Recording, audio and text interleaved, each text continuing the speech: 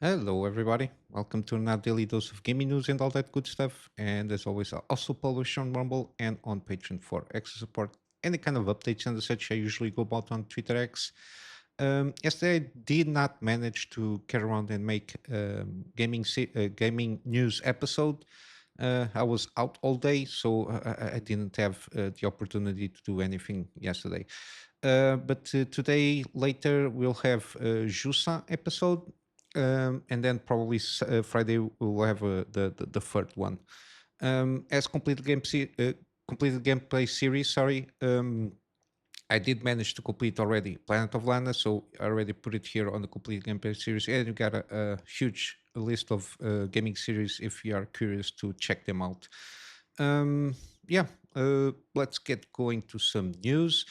I think, if not mistaken, I covered this at the beginning of the week regarding 5060 Ti rumored prices here, which at the time the rumor mill was make it around the same price at the 4060 Ti versions, exactly the same. At this point, it seems that they are expected to be a little bit lower, but still at this conjunction, and given that the butchering of the launch of the 50 series, um, I'm not sure even if this decrease on pricing is going to do anything at all at this moment in time, but I'm not sure.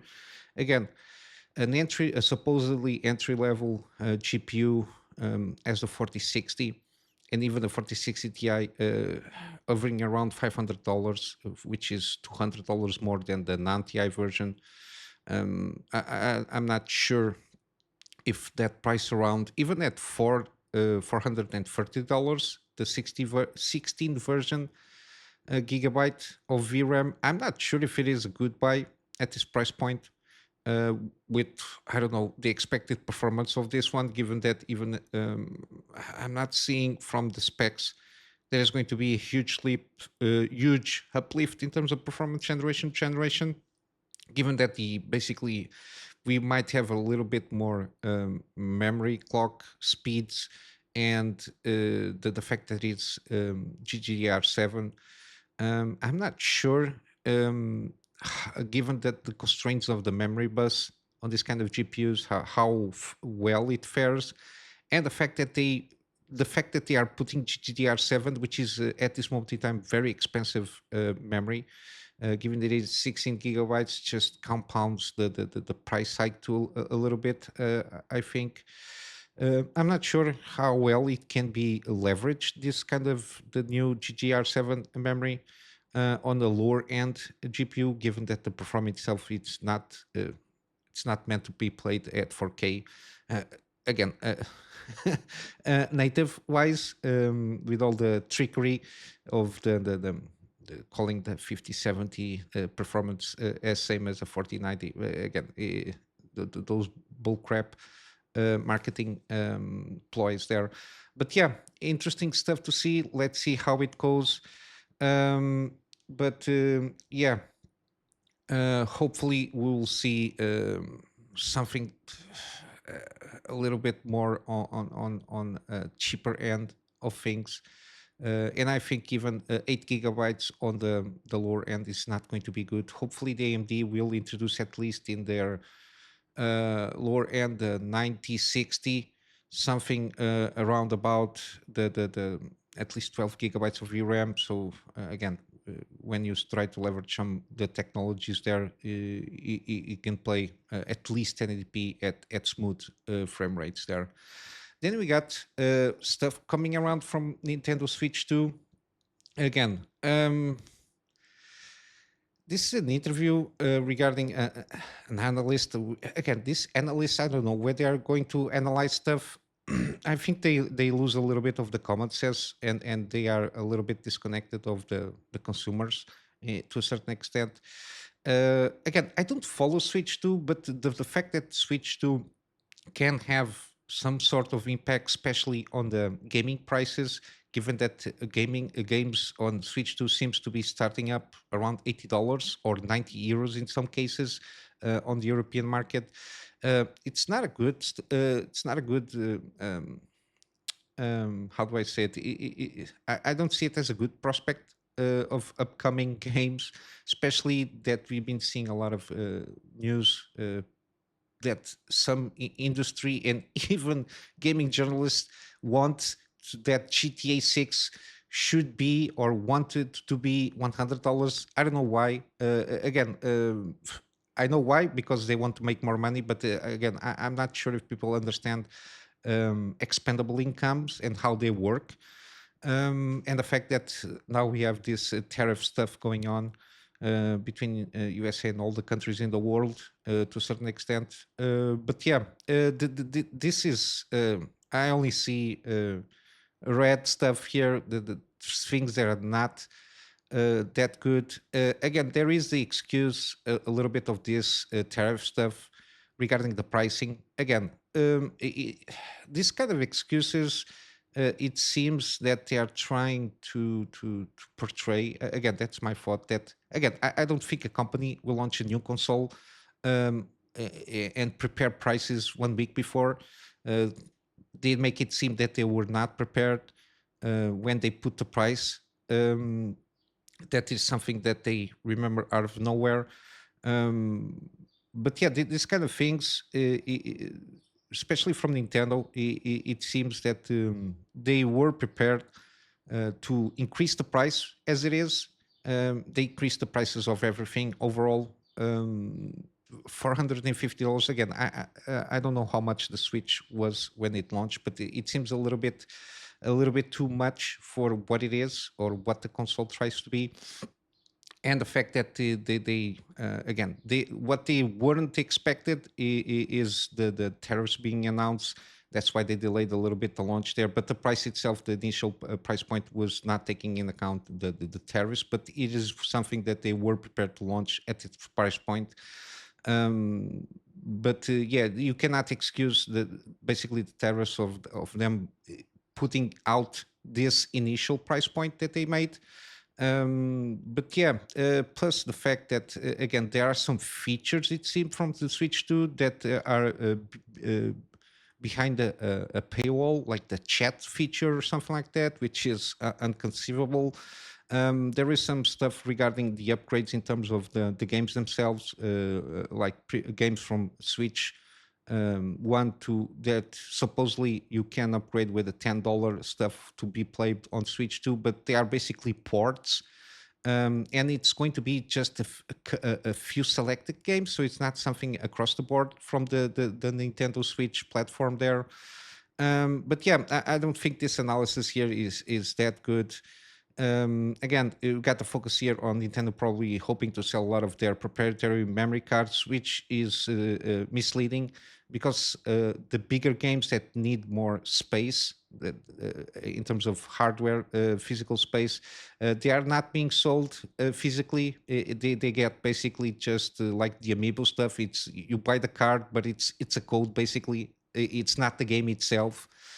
Which is you have to download it digitally basically, so you cannot play it out of the card there because there is no space for those cards to handle this kind of huge spaces on the games themselves. But yeah, but for a better analysis of people that usually are more in line with what is happening on Nintendo, I do recommend checking legendary DOPS regarding the analysis of the launch and all the features and the analysis also of the games themselves. Because again, I don't follow Nintendo, so I'm a little bit off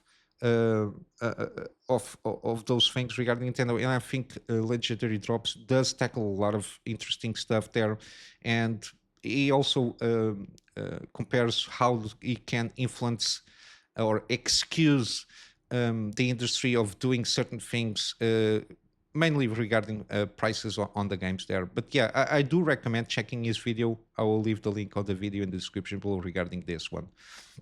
Then you got again, I covered this the early access of South of Midnight game, and the game itself is flopping hard.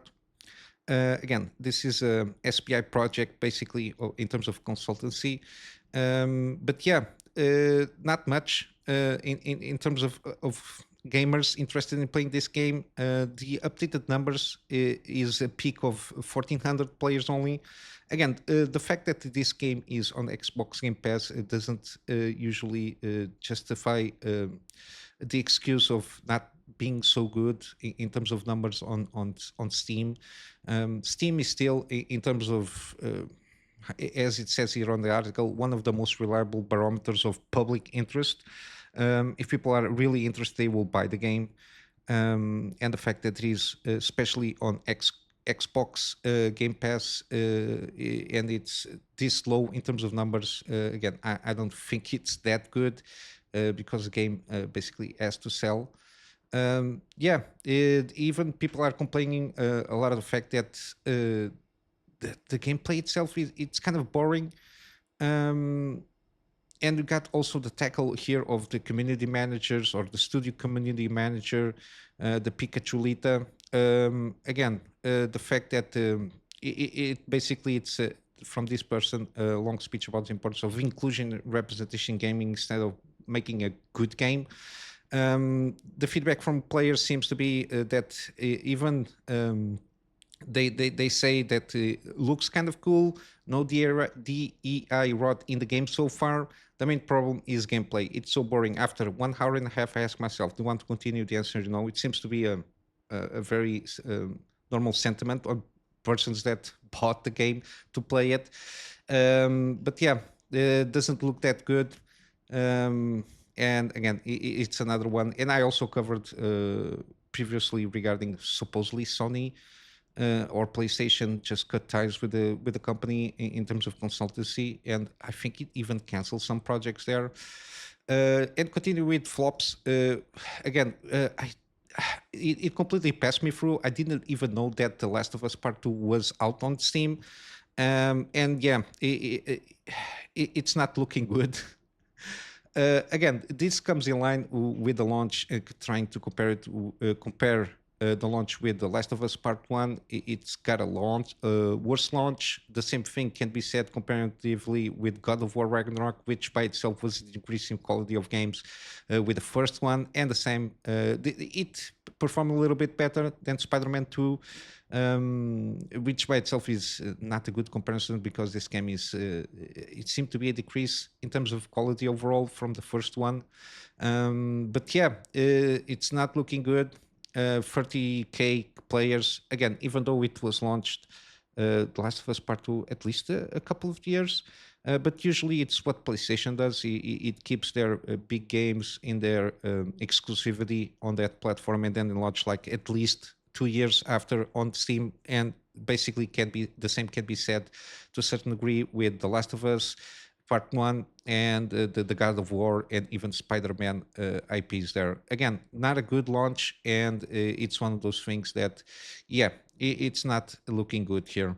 It's been a week or so, but yeah, not a lot of people are playing this game, which just tells more about the quality of the game than anything else. But in terms of good news, we got Blueprints, which is kind of a what we can say an indie game or double A game, which has got some interesting stuff here happening, which is kind of a roguelike exploration and strategy layer on this game. And it's so far, again, this is a very recent game. So far, it seems to be a pretty good one. Basically, the gist of this, the game takes place in the mysterious, ever-changing mansion of Mount Holly, which you will explore while solving puzzles and uncovering clues in your quest to locate Room 46, which is the hook is trying to find the Room 46. And with that, I will suppose that you have to go through several runs until you find that room. Again, every time you open a door, you'll choose what kind of room appears behind it, shaping your own unique path. Each room contains secrets and challenges, but there's a catch. The mansion layout changes daily. That means you lose all progress except of any permanent upgrades. You've made to the mentioned blueprint. Sorry about that. This has a just strategic layer, forcing players to plan their moves carefully. So very interesting. So it doesn't have like any kind of combat. It's more the focus is exploring and have that strategic layer of thinking through solving some clues and all that jazz, and then have the permanent upgrades being some blueprint stuff, which again, I assume it gives you better chances of unlocking that room. But yeah, it's a different twist on what you are usually seeing on roguelike games, which is instead of combat stuff there or turn-based combat or like something like Hades or something like that, where you have the combat stuff is more about trying to get clues and facing off challenges to unlock stuff to reach a certain specific room. I will keep my eyes on this game, see how it goes, if it is a worthwhile experience here. But yeah, I will leave it as it is on the new stuff. Let's go for some gaming deals to wrap up this episode. We got Far Loan Sales. Seems very interesting game. It's an older game.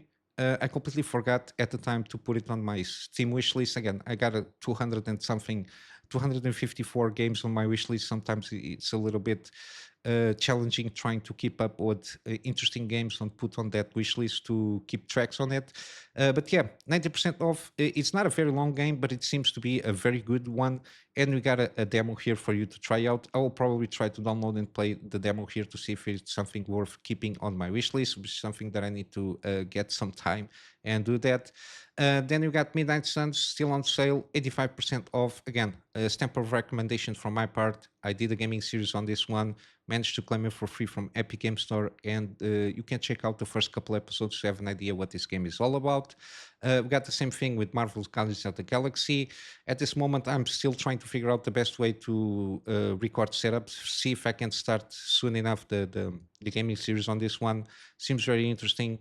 Um, I managed to claim this one also on Epic Game Store, and it's 85% off at this moment in time on Steam. We got BioShock the Collection, 85% off, so free games. The first two are the remastered versions, plus BioShock Infinite with all the DLC associated with the games. We got Batman Arkham Collection, again, Game of the Year edition in basically all of them, 85% off. Again, stamp of approval from me also. We got Red Dead Redemption 2, 75% off. I think it's a worthwhile. Again, it's a pretty good Rockstar game, as we are usually play these kind of games. We got Devil May Cry 5, 75% off in all editions, kind of. Then we got a lot of editions here to upgrade. Again, this game seems to be pretty good, and I think it had a ramp up in interest. I think because of the Netflix series, which doesn't seem that good, but they took advantage of putting the franchise on sale here. Then you got Observation. It seems to be a pretty decent game. 75% off, so it's very cheap, and it's kind of you. I think the gameplay hook is you observe stuff, or the gameplay mechanic is through camera stuff. So I'm not exactly sure. I always heard about this game, and it seems to be a pretty decent one as an experience here. Then we got also Pacific Drive. Again, it's that game that I always like to highlight here. 40% off at this moment in time. Then you got Metaphor ReFantasio is on the deal, 30%, and you got a prologue demo here if you want to try it out. Then you got also Baldur's Gate 3. It's now on sale, 20% off as usual for the time being. Again, it's Baldur's Gate 3, best GOTY from the 2023, so it's one of those. And then lastly, we got Karma. The Dark Wall is a very recent game. It launched like in 27th of March, so 1 week or so. I keep tabs on this game, seems very interesting. Got a demo here. I also already installed this and see if I can manage to do a demo gameplay to see how interesting or not this game is. But it's got an introductory offers. Sorry about my reading skills today. Of 10% off. Again, it's not a very long game, but it seems to be a very interesting experience here. But yeah, I'll wrap up here for today with a plug on my Patreon for extra support. The extra support is more aligned for me to try and get a better storage solution so I can have backups of stuff that I do for my clients, and of course some extra space for the videos that I do for the channel. And with all that said, I hope you have a wonderful day, and I will see you in the next one. So till then, Kunamy Master out.